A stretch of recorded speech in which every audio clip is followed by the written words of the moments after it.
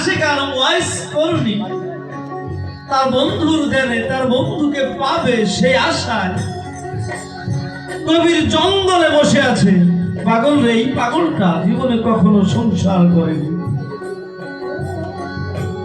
জীবনে কখনো ঘর বাড়ি করেনি। কেন করেননি জানেন? তার বন্ধুর ধ্যানে থাকতেন সর্বদাই। উনি মনে মনে ভাবতেন, আমার দাদা ওস্তাদ গান লেগেছে, মিমের পর্দা উঠাইয়া তোমারে দেখলাম চাইয়া, খুদে খোদা রব রহমান সব তুমি একা।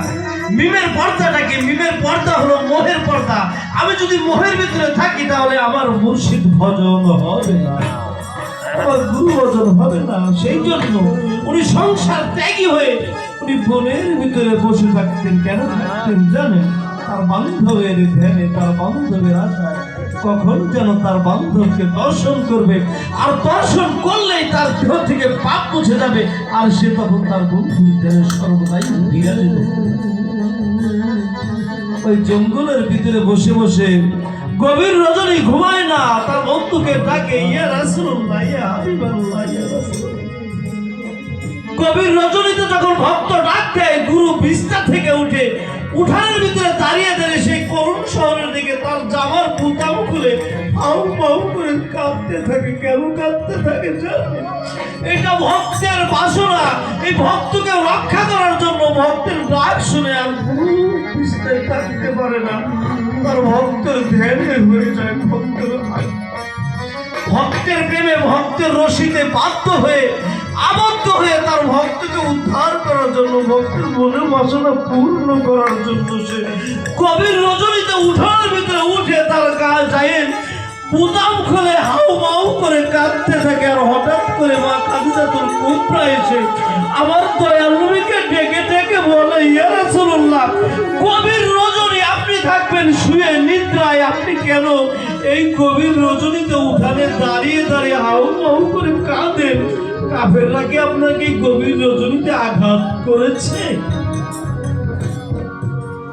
আমার দয়াল নবী দুনানের পানি ছেড়ে দিয়ে খাদিজাতুল কুবরাকে ডেকে ডেকে বলছে, না গো বিবি, কোন কাফেররা আমাকে আঘাত করেনি, কিন্তু যখন আমার ভক্ত আমাকে ডাক দেয়, যদি কোনো ভক্ত তার গুরুকে আশেকে ডাক দেয়, সেই গুরু কি বসে থাকতে পারে?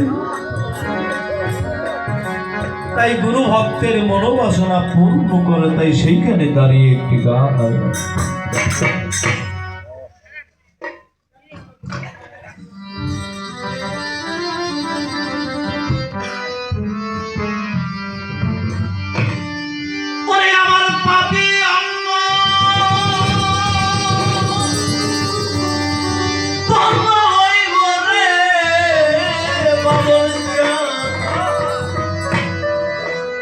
আজ তোমার চরণে পাইয়া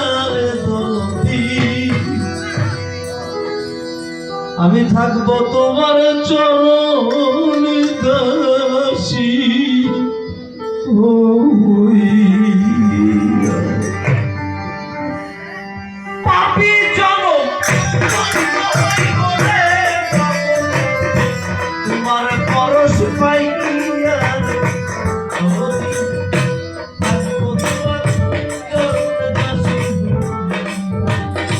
জনমে জনমে বাবন থাকবো তোমার চরণে দাসী।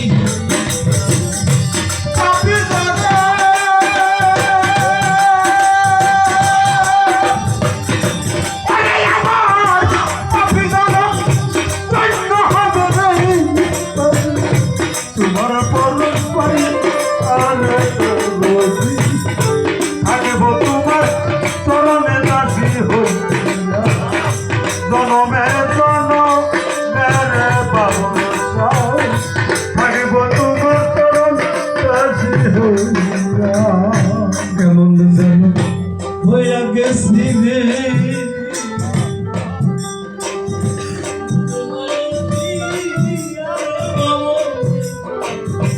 রূপে নয়ন দিয়া,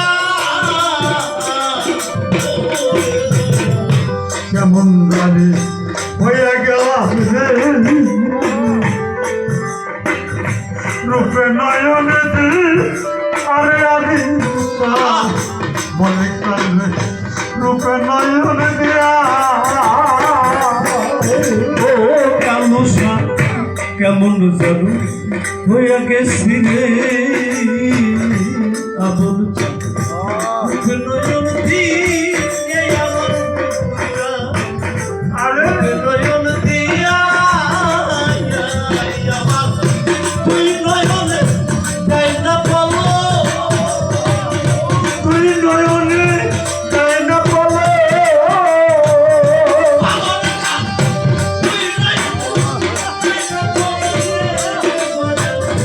তোমার হারাই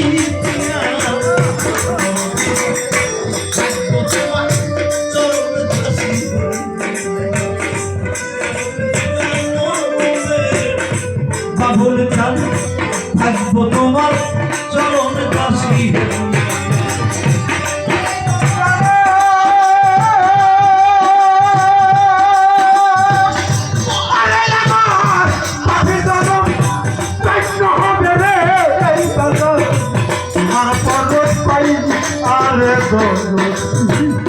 থাকবো তোমার চরণে দাসী হইয়া জনমে জনমের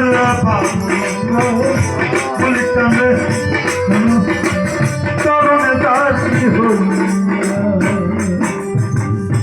কাঙ্গালের অন্তম তুমি গো বাবুল কইয়া সোনো কাই রে বাবুল কইয়া সোনো কাইয়া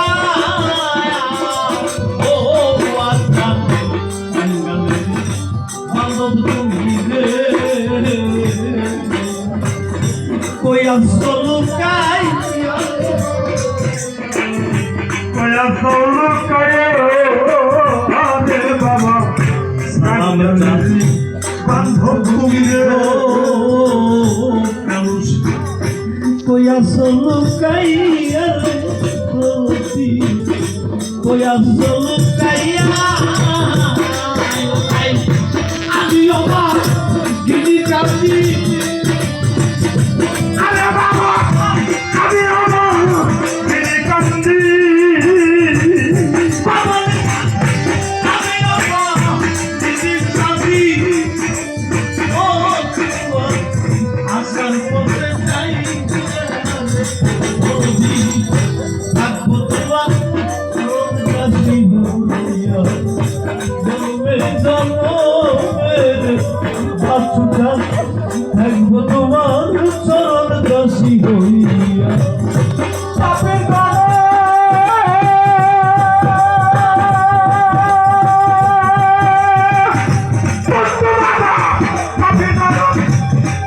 পাপের